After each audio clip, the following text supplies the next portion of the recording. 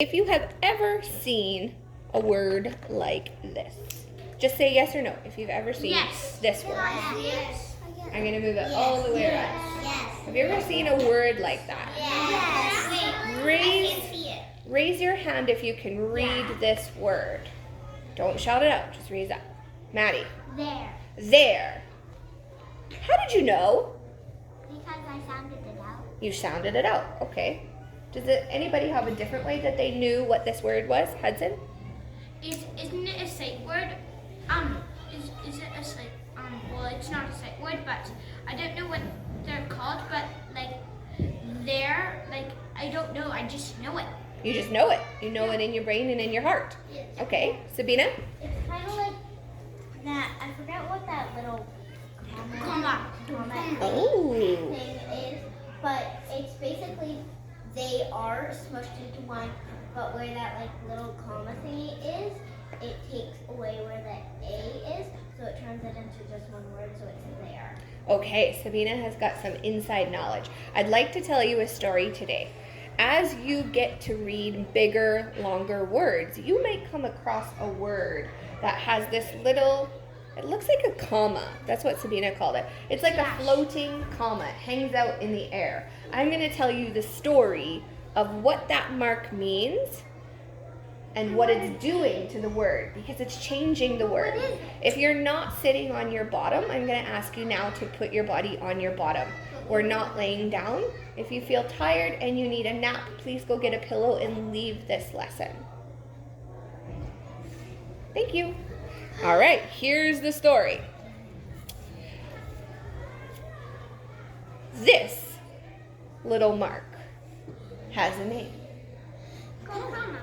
He looks like a comma, but his comma, or his cousin, is the comma. His cousin is the comma. He is not a comma. And a lot of people often see him and they think, oh, you must be a comma. But in fact, they are wrong. He is not a comma. And sometimes he gets a little bit annoyed because everybody thinks he's a comma and he's not a comma. And today he's going to tell you the story. I'm not going to tell you the story. He's going to tell you the story. So I'm going to let him take over now. Hello.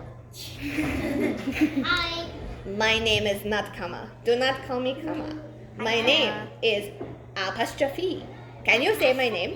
Apostrophe. Apostrophe. I look like a comma, but I do not do anything that the comma does. I am an apostrophe. And today I'm going to tell you the story of what I do. The apostrophe does two jobs, and I've written them down. The apostrophe has two jobs. The first job is to contract. Can you say that? Contract. Contract. The second job is to own. Can you say that? To own. They're coming. Today, Apostrophe is going to tell you his first job, and on another day, he will have to tell you his second job. He only has time to tell you about one of his jobs today. I am going to tell you a little story today about what I do. My very first job is to contract. Do you know what that means? Yeah. Some said yes. Who said yes? Oh, what does it mean to contract? It means talk. It does not mean to talk. No, you are not right. I'm sorry, my friend. You are not right. You are not right. My job, first one, is to contract. Does anybody know contract? Bella. Does it mean connect, but in a different way? Ooh, to connect. It kind of does mean connect. I've got it right here. Ready? Yeah. Contraction means To to shrink. This is the story of how the apostrophe makes things shrink. Here we go. Can you stop talking in that weird voice? They are all very friendly. They are all very friendly. I do not want to sleep. But apostrophe will take this word and shrink it. I know what I can do. I can shrink you. And the apostrophe Dun, dun, dun. He takes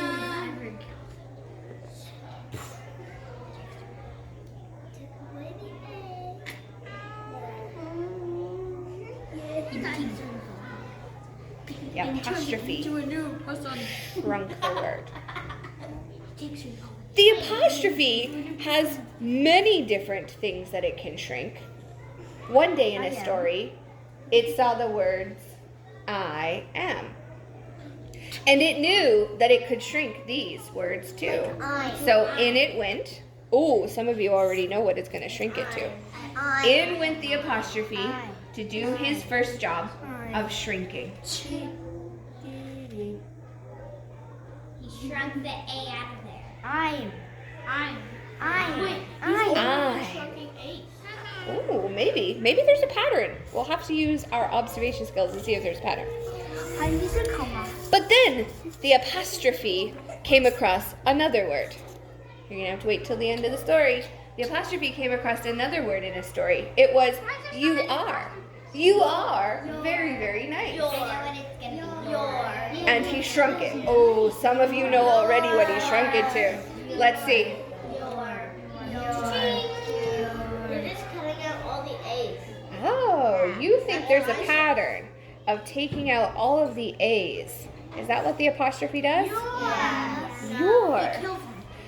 He does. He takes away one of the letters. And another day he came across another word. And it said, it is. I keep saying It is. It. Do you think that's his job? Let's see. Apostrophe. Can you come in here and do your job, please? So in he came. And he cut it out. And he shrunk it up I keep saying it when it says it. so that it was a little smaller. And it turned into it's. It's. Then he came across another one in the story. He is. And in came the apostrophe to do his work of shrinking. Let's see. Some people have guessed it. He's a lovely boy. He's a lovely boy. There was another. It's only 3 of 1 letter. There's another one. Another day, he came across the words, we are. We are. Were. Oh, you think that's what he did? Well, in came the apostrophe. If you've got a question, you're going to have to hold on to it until the end. In came the apostrophe, and he chopped it. And he shrunk it. And he made it were. For we are. And then on the very last day of his work, the last day of jobs, he saw the words, she is. She is a very lovely girl.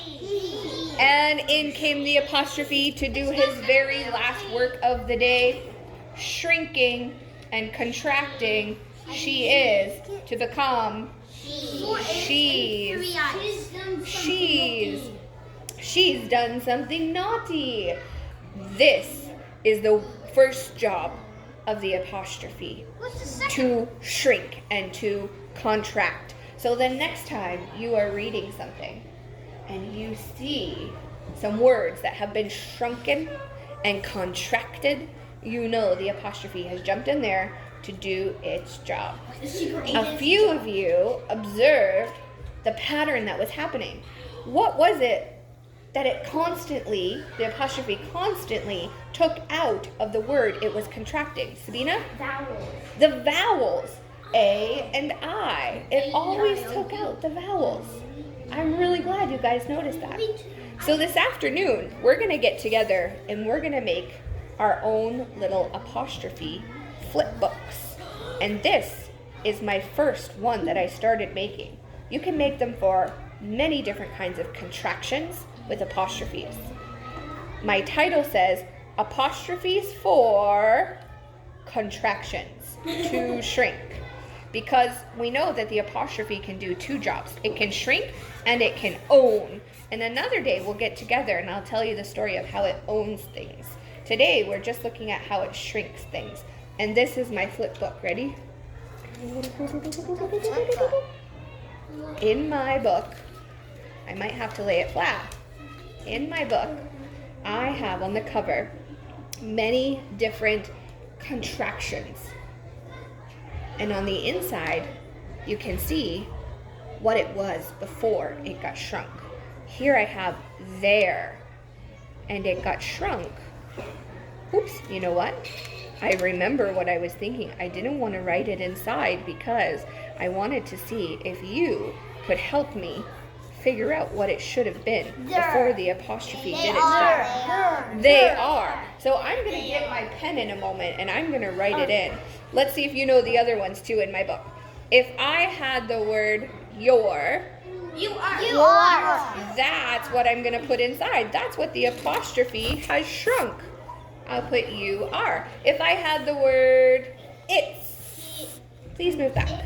It is. It is. So I'm going to fill up my book, and today we're going to I'll make some flip books together of our contractions, apostrophes for contractions, to shrink. And that is the end of my story.